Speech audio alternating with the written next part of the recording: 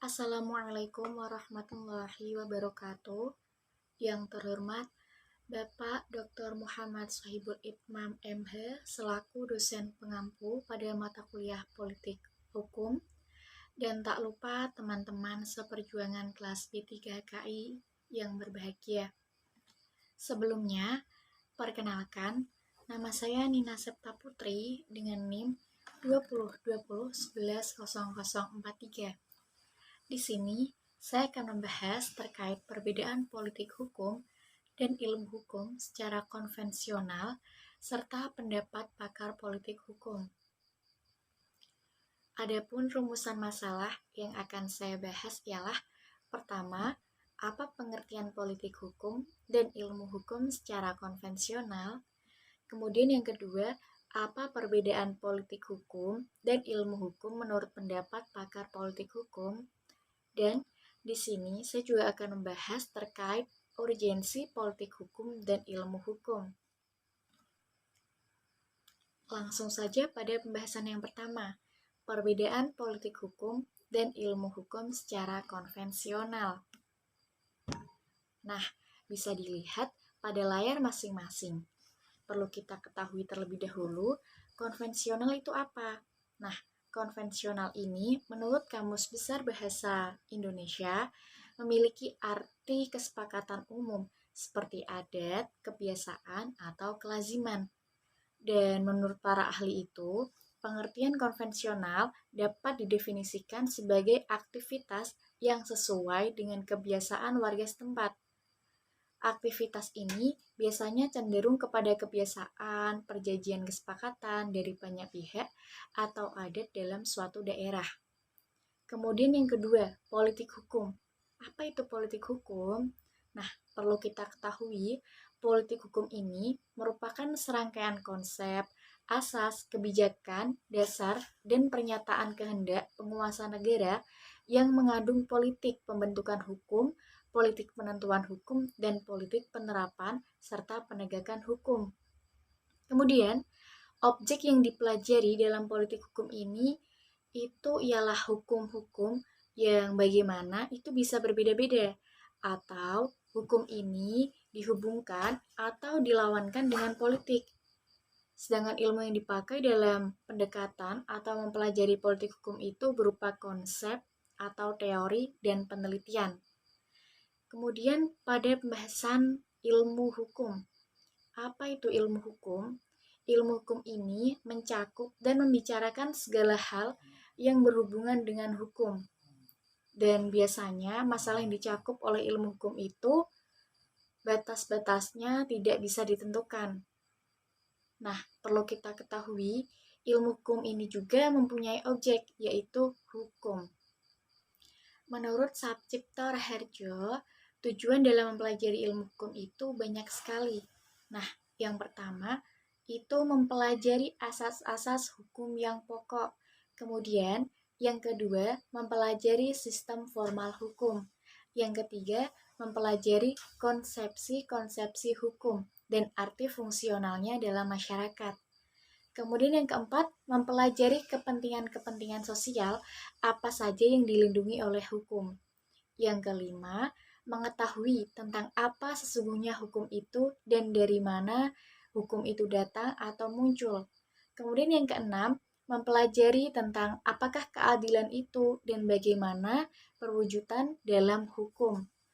Kemudian yang ketujuh, mempelajari tentang perkembangan hukum. Dan yang kedelapan, mempelajari pemikiran-pemikiran orang mengenai hukum sepanjang masa. Dan yang terakhir dalam tujuan mempelajari ilmu hukum itu, yaitu mempelajari bagaimana kedudukan hukum itu sesungguhnya dalam masyarakat dan bagaimana hubungan atau perkaitan antara hukum dengan sub-sub sistem lain dalam masyarakat, seperti politik, ekonomi, dan sebagainya. Nah, selanjutnya, bagaimana hubungan politik hukum dengan ilmu hukum? Nah, politik hukum itu merupakan bagian dari ilmu hukum. Sedangkan politik hukum ini secara khusus dan ilmu hukum secara umum. Politik hukum terfokus pada bagian kepolitikan. Dan ilmu hukum itu fokus pada beberapa bidang. Karena apa? Ilmu hukum ini memiliki cabang-cabang bidang, yang salah satunya itu politik hukum sendiri. Baik, kita lanjutkan pada pembahasan yang kedua, yaitu tentang perbedaan politik hukum dan ilmu hukum menurut pendapat pakar politik hukum. Langsung saja, ilmu hukum ini menurut J.B. Delio, ilmu hukum adalah ilmu pengetahuan yang objeknya hukum. Dengan demikian, maka ilmu hukum akan mempelajari semua seluk-beluk mengenai hukum. Misalnya, mengenai asal mula, wujud, asas-asas, sistem, macam-macam pembagian, sumber-sumber, perkembangan, fungsi, dan kedudukan hukum di dalam masyarakat. Ilmu hukum ini sebagai ilmu yang mempunyai objek hukum, menelaah hukum sebagai suatu gejala atau fenomena kehidupan manusia, di mana dunia ini bisa dari masa kapanpun. Nah, selanjutnya terkait politik hukum. Yang pertama dari Satcipto Raharjo. Politik hukum ini adalah aktivitas untuk menentukan suatu pilihan mengenai tujuan dan cara-cara yang hendak digunakan dalam mencapai tujuan hukum.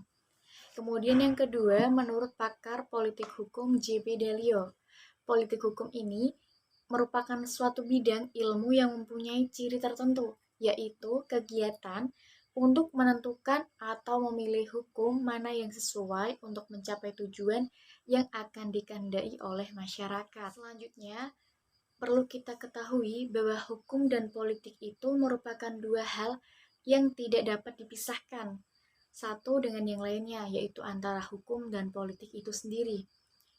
Antara hukum dan politik ini saling mempengaruhi. Dan menurut Arbi Sanit, terdapat 3 titik temu antara hukum dan politik. Pertama, pada waktu penentuan pejabat hukum. Walaupun tidak semua proses penetapan pejabat hukum melibatkan politik, tetapi proses itu terbuka bagi keterlibatan politik. Kemudian yang kedua, proses pembuatan hukum itu sendiri.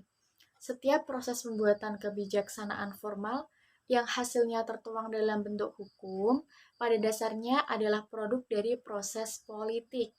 Kemudian yang ketiga, proses pelaksanaan hukum di mana pihak yang berkepentingan berusaha mempengaruhi pelaksanaan kebijaksanaan yang sudah terbentuk oleh hukum itu sendiri.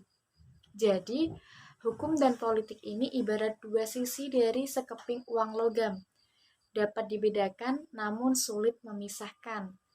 Politik ini merupakan suatu kegiatan yang menyangkut proses menentukan tujuan.